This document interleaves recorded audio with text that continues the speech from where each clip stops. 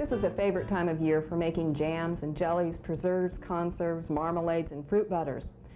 The Oklahoma Gardening Studio is fortunate to have several different kinds of fruits that can be used even in the edible garden. The flowering quince, for instance, produces a lovely fruit that we can use to make jelly because it provides enough pectin naturally that you don't even have to add one of the boxed commercial pectins to it. A lot of the fruits that we like to use, however, we're not that fortunate. What I'm going to do this time is look at apple jelly, but the primary reason we're looking at it is because I want to look at some of the different effects that you get with using different kinds of commercial pectins.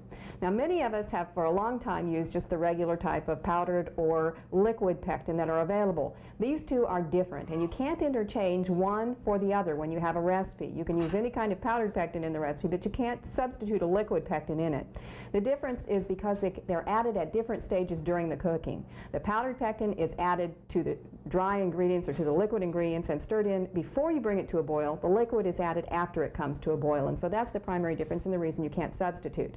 Now, if you look at the different products we have here today, this first apple jelly is made with the familiar kind of pectin where you add about equal amounts of jelly or juice and sugar to it, so that you have just the standard one. It's got the regular amount of calories and sugar and so on.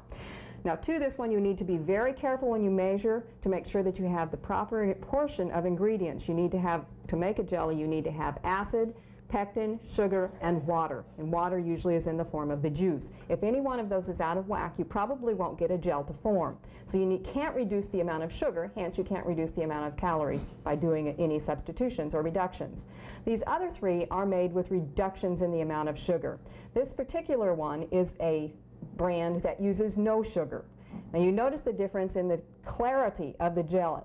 This particular one will be cloudy. We've done nothing wrong. We've not pressed the juice during extraction of the juice or anything like that that would cause the cloudiness. It's because it's a methoxylated type of pectin, and that will always cause it to be cloudy. It will also result in a product that doesn't have as much sugar in it, or any sugar in this case. Now, also remember that when you reduce sugar, you're also going to get less jelly coming out of the product, because a lot of the volume of the jelly comes from the sugar that you've added. This particular one is made with a reduced amount of sugar, as is this one. Now, you notice this one also has some cloudiness because of the type of pectin that's used, so that you can have some different expectations when you use a reduced variety. You also will very often get a softer jelly. And I'm going to open this one. This particular one didn't gel at all, or very, very little, as you can see when we pour it into the measuring cup. This would not be acceptable for most of us on our morning toast. And so I want to talk a little bit about what to do to remake this particular product. Now, as I said, it's fairly easy to do, and there are many reasons that this may happen, whether it's because you have used a reduced sugar jelly, or simply because it was rainy the day you worked on it and so you ended up overcooking it a little bit because it didn't evaporate quick enough. Now, some pointers to help with the remaking of this. First of all, you need that same large kettle that you needed to begin with, because we've got to have a big surface area for a lot of evaporation. Now, for every quart of gel that you're going to try and remake, you need 1/4 cup of sugar, 1/2 cup of water,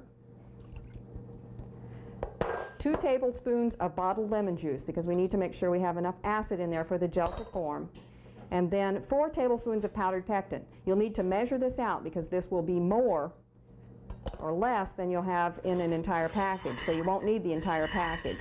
You need to stir this together. With the low sugar varieties of pectin, you need to be very careful to make sure that this gets blended in well. It may take several minutes before you get all the pectin dissolved, because it doesn't have the sugar in there too. This particular one we're remaking with sugar. This is going to go on the stove and come to a rolling boil. At that point, we'll add 1 quart or 4 cups of the jelly that didn't gel.